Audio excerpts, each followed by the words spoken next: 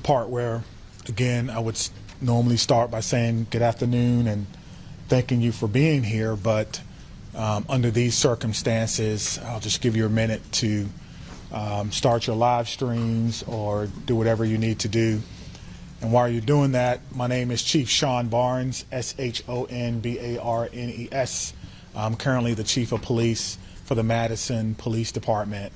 I'll be providing a brief update of the school shooting that we had today in Madison. There is some information that we're not going to release because it's still an ever-evolving situation. You'll hear from some of our representatives from our city and from our county. And behind me are a lot of people who came together today to make sure that the day ended well and that everyone else was safe. So with that being said, I'll go ahead and start my remarks. Today truly is a sad day for Madison and for our country. It is a day that I believe will live in our collective minds for a very, very long time. Here are the details. Today at 10:57 a.m., our team was called to the Abundant Life Christian School in reference to an active shooter. We know that 3 people are dead, including the suspect shooter. We know that the suspect shooter was a teenage student who attended the school. At this time, we're not releasing the age or gender of the student or any other identifying remarks about the student. 2 other people have died. That died were a teacher and a teenage student. 6 other people were injured. 2 students are now in critical condition in the hospital, and these injuries are considered life-threatening injuries. 4 students are also at other area hospitals with non-life-threatening injuries. But these are just the physical injuries that we know about. We know that this was the middle of the day, of a school day, and so there will be other injuries that we'll have to face for a very, very long time. And we're going to do everything we can as a community to heal those injuries as well. Many of you have asked me about the why of this. Why did this happen? What do we know? What was the motivation? I do not know.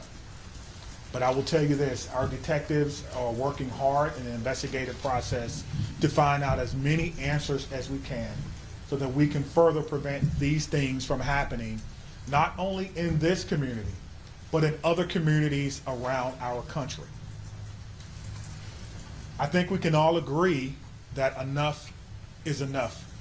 And we have to come together to do everything we can to support our students, to prevent press conferences like these from happening again and again and again.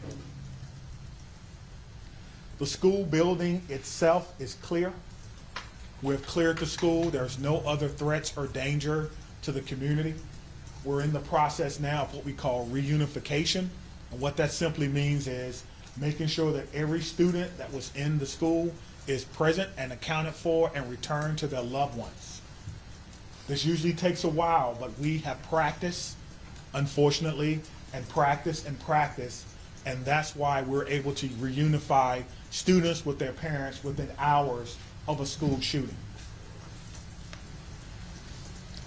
The reunification is taking place at the Dean Clinic on Stoughton Road, and I certainly thank them for their help. Again, we need our public to find an alternate route. If that is your normal way home as we get closer to the end of the day, please be patient or find another route home. We're currently processing the scene. We're interviewing those who may have been witnesses, and we're obtaining search warrants to get additional information. And lastly, I want to just say thank you to everyone who's standing behind me, the organizations and agencies that they represent, the men and women of the Madison Police Department and Dane County Sheriff's Office who selflessly ran into a building not knowing what they were going to encounter. Many of you know this about me, but I started my professional career, if you will, as a public school teacher back in 1997. And I taught public school for 4 years. It was one of the greatest joys of my life before becoming a police officer. And I can tell you what a special place our schools are. With that being said, we owe it to our community to do everything possible to ensure that it's not only a special place, but a safe place as well. And we're going to continue to do that. So we ask for your patience as information is coming in. We will do the best that we can to bring you accurate and timely information, but we want to make sure that our public knows that we're working extremely hard on this particular incident. There are a lot of people involved, and certainly we're going to come together as a community. I'd like to bring up at this time Police Fire Chief Chris Carter. Thank you, Chief Barnes. Before I start, the only thing I can say is this is not a place that any fire chief or any one of us would ever want to be, and I can't believe I'm standing here today talking about this incident. The fire department is a part of this community, much like all of the folks standing up here with me today. Our hearts are with and our arms are around everybody impacted today and everybody within our community. With that, I won't repeat the details shared by Chief Barnes, but I will share with you the fire department activity for today. Much like Chief Barnes mentioned, at 10:57, we were also dispatched with Engine 5 and Medic 5 to the same location. Throughout the course of the incident, we responded with 5 engine companies, 4 ladder companies, 15 ambulances. I would like to take a moment and share our gratitude for our county partners throughout a multitude of EMS and fire agencies that joined us in the response today. We also had 11 off-duty chief officers that came in on this response. So it was a tremendous response from the fire department. We transported 4 patients to St. Mary's. We transported 3 patients to the University of Wisconsin hospitals. On the arrival of our crews, I can say my gratitude to our membership for what they did and their selfless actions today. It's hard for me to place into words what they ran into as well. They did that immediately, they did that selflessly, and within a course of 15 minutes, from the first transport to the last transport, all the patients were on their way to the hospital. So to our membership within the Madison Fire Department and within all the emergency services, my gratitude, my recognition of the work that goes into this, the training that went into this, that again, we had hoped we would never have to put into practice. One more time on behalf of the Madison Fire Department, our hearts are with you, our arms are around you, and we will be with you throughout the duration of this. So at this point, I'll step aside, turn it over to the mayor. Thank you, Chiefs, both of you. This is an incredibly sad day for our community. As you've heard, there is no danger to the community at this time, but our entire community has been impacted by this tragic incident. On behalf of the Common Council and the City of Madison staff, I want to offer our heartfelt condolences to the victims and families and to the whole Abundant Life community. Our focus now is on supporting them and supporting the victims and their families. And we will continue to do that through the coming days and weeks. I also want to thank our first responders, the police, fire, the medical staff, for their quick action and their life-saving efforts.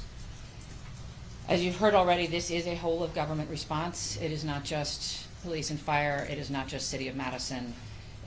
We have folks from all around the county. We have folks from multiple agencies engaged in both the initial immediate response and the ongoing support, and will be engaged for days and weeks to come. I also want to thank the White House and the governor and others in the federal government and state government for reaching out to offer their support and help. And we will be drawing on resources as needed going forward. But the most important thing right now is to make sure that we are centering the victims and their families, and that we are doing whatever we can to support them and to help them heal, and to lift our entire community up through this difficult incident. I am on record that I think we need to do better in our country and our community. to prevent gun violence. And I hoped that this day would never come in Madison. It is not something that any mayor, any fire chief, any police chief, any person in public office ever wants to have to deal with. And so I will ask our entire community and our entire country to do whatever we can to make sure that no public official ever has to stand in this position again. And now I'll invite the county executive to the podium. Good afternoon, everyone. Today, our community is reeling from the heartbreaking and senseless tragedies at Abundant Life Christian School in Madison. As a mom who received a text from her son at a high school here in the city of Madison wondering if he was safe, I can tell you, this hits you in the gut. Our community is better than this. Our country is better than this. It cannot continue. My heart goes out to the victims and their families and the students and the educators, and the list goes on and on. Every one of us is affected by this unimaginable and unacceptable violence that has hit our community today. Dane County stands united in grief with the Abundant Life Christian School community. The Sheriff's Department, the Department of Emergency Management, Department of Human Services have all been on the front lines. My phone has been ringing from people across our state and our nation asking what it is that they can do to help our community. And right now, it is our time to be committed to supporting this school, these students, and these families, and our first responders who went into that building during this devastating time.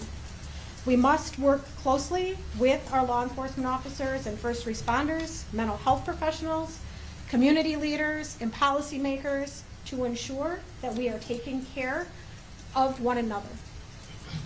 No community should ever have to endure such a tragedy. And my administration is going to do everything that it can to provide assistance to those who have experienced this devastating loss, and also do everything that we can to prevent such tragedy from occurring. To all of those who are grieving in our community, please know that you're not alone. Dane County stands with you. We're here to support you in any way possible. Please reach out and ask for help. The governor's office, as well as the mayor's office, and I will continue to update the public as we learn more. But please understand, there are many things that we cannot share with you right now. This is an active investigation. This is an active case. The SSM Health Clinic near the intersection of Buckeye Road and Stoughton Road is the reunification center. I know that that has been out, but we need to make sure that folks know where it is that they can go to be reunited with their children. Again, in the coming days, we are going to make sure that we are supporting those that have been most impacted by this. But folks, reach out, ask for help. This does not need to be the reality of our community. Thank you. All right, start over here with questions. Just Can raise your you tell hands. us, how did this unfold? Give us a bit of a timeline, how you officers got into it. Sure. We received a call at approximately 10:57 a.m. Someone from the school called 911 to report that there was an active shooter. That means something different to us, obviously. There's different protocols that go out, tone alerts even, so that even if officers are busy doing other things, they respond. One of the things that I do want to note is that our training center is about 3 miles from there. We have special event team medics, those that work with the fire department, responded to this particular scene from their training day. So what began as a training day became an actual day. And so that's how this call originally came. Nicholas, did you have a question? What can you tell us, if anything, more about the shooter and what their motivations were, or have you made contact with their family members? Anything updated on that? Sure, there's nothing new that I can tell you about the shooter at this time. Again, as difficult as today is, that's still someone's child that's gone. That's still someone that has to deal with what happened today. And so we want to make sure that we can ensure as much cooperation as we can. You asked me about why, as I stated before. I don't know why, and I felt like if we did know why, we could stop these things from happening. But what I will tell you is, as soon as we are done with the investigation, any information that we uncover that will not compromise the safety of anyone involved or compromise the confidentiality of any of these children that are involved, we'll tell you. I just ask for your patience. All right, over there, sorry. Go right ahead. What kind of gun was used? We know it was a handgun. We know a handgun was recovered. All right, sit down right there. Shooting confined to one classroom, or did it spread out? We know it was confined to one space. I do not know if it was a classroom or a hallway. One of the things that we've gotten very good at, certainly different from in my day, is that if you do not need to be in a crime scene, you do not need to go to a crime scene. And so the crime scene and those persons who were involved, they have that crime scene locked down. I did not go or enter into that crime scene. But if you can imagine, most schools, the students go together, but they are segregated. So on each different floor, in each different group. And so there's no evidence that anyone else was injured that was not in the age group. Anything else? What can you say at this time about how school staff responded? I cannot speak to how the school staff responded. You know, we did have injuries, but could have always, of course, had additional injuries. I do not know what the school's protocols are. Again, this is a private Christian school. I know that we have a very good rapport with MMSD, Madison Metropolitan Schools, public schools. So we have done trainings for them before, but I would assume that most of the teachers have the same or some similar type of training as a part of their certification. There's conflicting reports online about how many students are enrolled at this school. Can you confirm approximately how many students attend? I do not know how many students attend the school, but their website says that they serve about 200 families. Right in the back, White.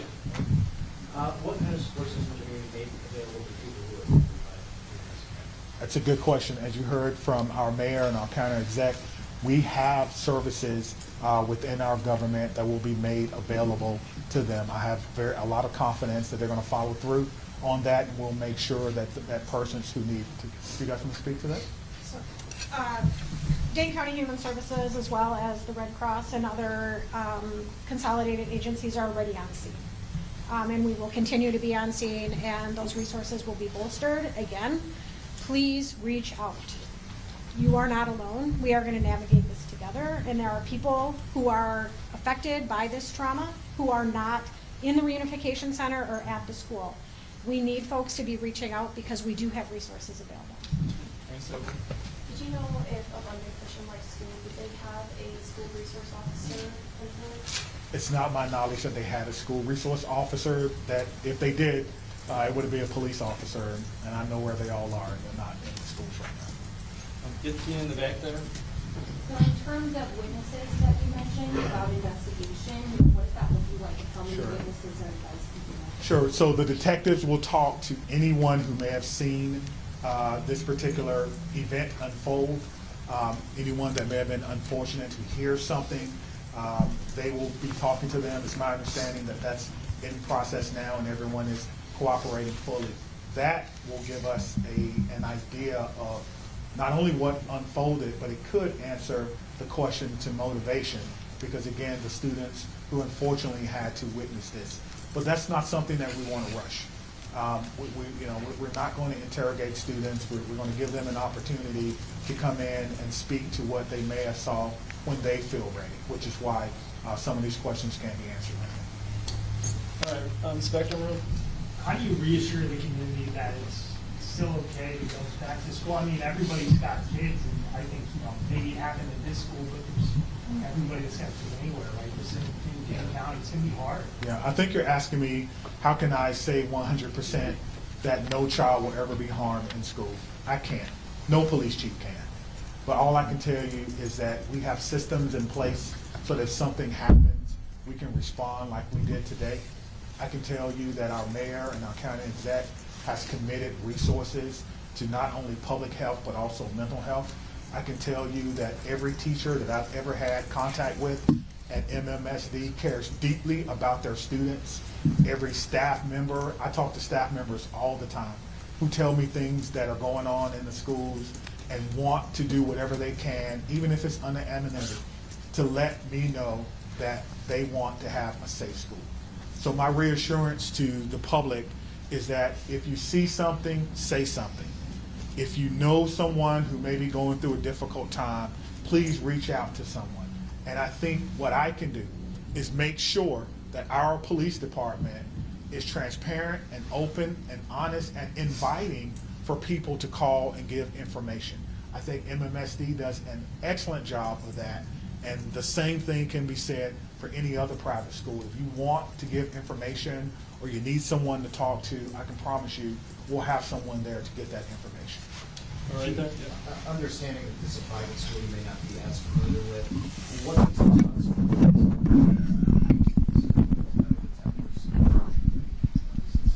Yeah, that's a good question. I've never been in this school, unfortunately.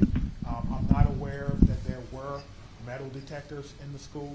That's something that we can certainly look at. Most schools have some form of surveillance or public space cameras, but that will be, of course, part of the investigation process. Scott? Chief, can you clarify, you said 7 were injured, but 6 were hospitalized, does that mean one's been treated for disease? And secondly, was the shooter's family cooperating with the investigation? Yeah, so that's 2 questions, but let me try to handle the first one. So I'm trying to go back to my notes.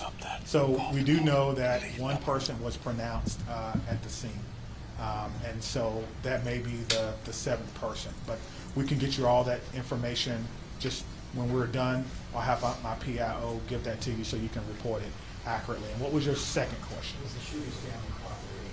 At this time, yes, So you have made contact with the shooter's family? we have. And what were the steps taken to do that? It's through the investigative process. Okay. Yeah. Is the shooter's home being searched for? Yes, we can hear you. Once we have identified, we have initiated a search, but we think that search is either ongoing now or that search may be concluded. Of course, it's about safety. That's the first thing. Making sure that people are safe, and then we'll go from there. This has been, an amazing day for everyone. And so if you have someone who is deceased, who may have been a shooter, you want to make sure that their family is okay. You don't know. And so that is what we're doing right now. It is about the safety of everyone. This is going to be a long day for the Madison Police Department. We just want some of your patience. Are you aware, had the school had any prior threats? And then just, jumping off of that, do you know if the shooter had any prior contact with law enforcement? We do not know that the shooter had any prior contact with law enforcement, but I did do a check of the school. There were some calls, but they were like 911 hang-ups, things of that nature. There was nothing that suggested that the school was a place that violence would occur. Chief, I know that you mentioned that the shooter died of a self-inflicted burn. Did that happen before officers arrived at the school, or when the shooter saw officers coming into the school? Yeah, so let me say that the cause and manner in which the shooter died will be determined by the inmate. But what I can tell you is the shooter was dead upon our arrival, police department arrival, and no officers fired their weapons. Okay? Lucas? What are these search warrants you're executing? Are they at the residence on like the device the shooter had? What do you, I'm sorry. The extent of the search warrant. Yeah, so the extent of the search warrant is to be able to go in a place that we don't have permission to be in and make sure that everyone is okay. And then if there's any evidence that we think we need to collect, we could only do that with the use of a search warrant. And so again, we have to determine if there is evidence that we will need. Everyone wants to know what led up to this. Are there any additional threats to public safety? Is this person or was this person by themselves? There are a lot of questions that we want to answer, but we have to answer the safety questions first, and then we'll move on to some of the more investigatory questions. Are you in possession of any of the shooter's devices? I am not, no. Stefan? I'm wondering about metal detectors. You mentioned in the first meeting that you were not a fan, but, and this school probably doesn't have them, and do you know other schools that do? Do you think that that's something we should start talking about, metal detectors in schools? I guess the question is, would you want your child to go to a school with or without metal detectors? I can't answer that. I can't. Right now, it's not Yeah, without it. yeah, absolutely. So the idea is to create the safest environment that we can without metal detectors. That is my answer.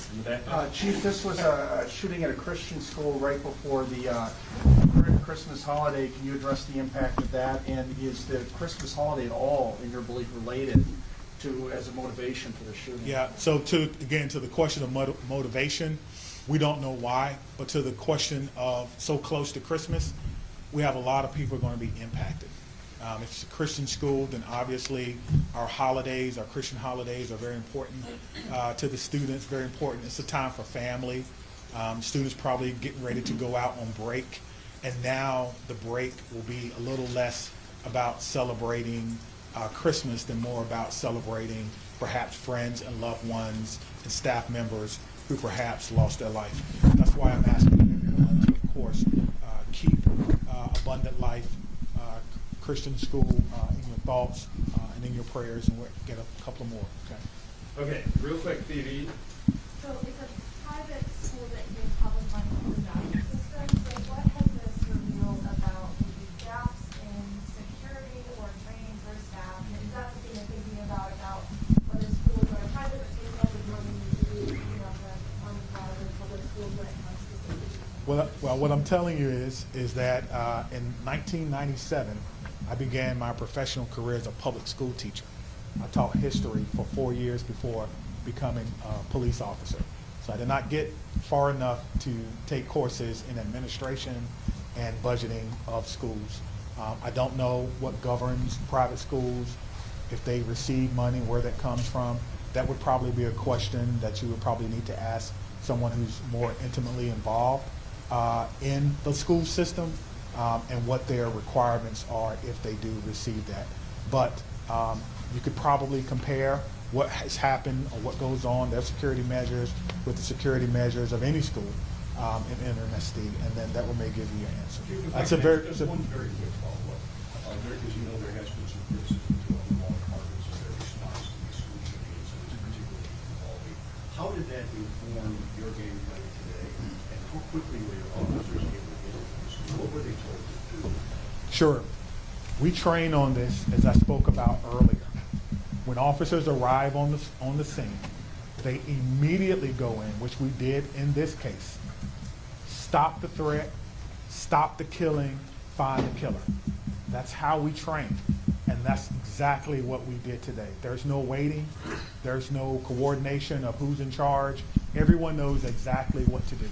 I spoke about this earlier. We train on this constantly. Our commanders, including the fire chief and I, was in a commander's training less than 2 weeks ago, going over this exact same scenario for another fictional location. And so all of that came into play today, and our officers performed extremely well based on their training and based on the expectations that they know exactly what to do. Stop the threat, stop the killing, find the threat. Chief, can we just do one more? What was whether this was a current student? Hold on, right here. Thank you, all. Yeah. I think the questions have been asked, and we're straying a little far from what's most important at this point in time, and that is the victims and their families. I have 3 things to add. First of all, there is a lot that our community can and will do in the coming days to support the victims and their families, and we will have more information at future briefings.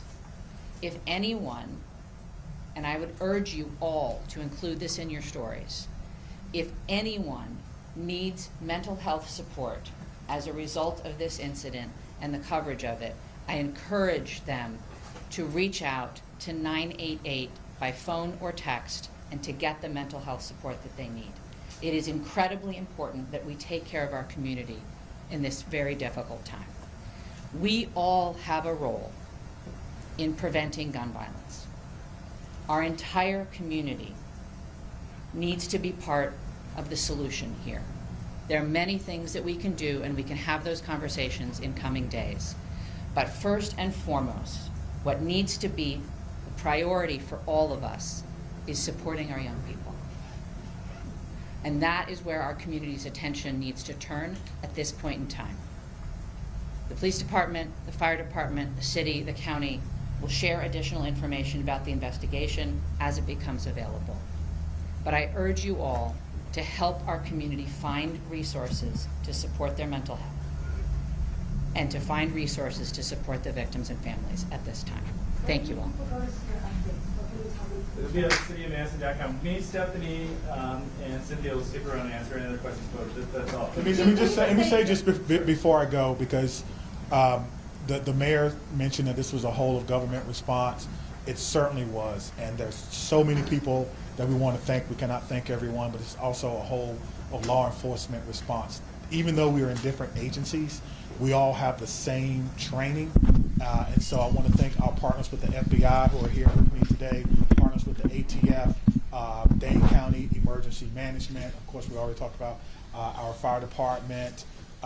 We've got calls from the Attorney General of the United States, Wisconsin State Patrol, our governor's office, State Patrol, Monona, as well as our sheriff's office. I know I may have left someone out, but thank you for how you responded, professionally, quickly, and according to the way that we all trained, and it all came together to ensure that no other persons were hurt. Thank you. Chief, could you just say what time you guys made entry? We just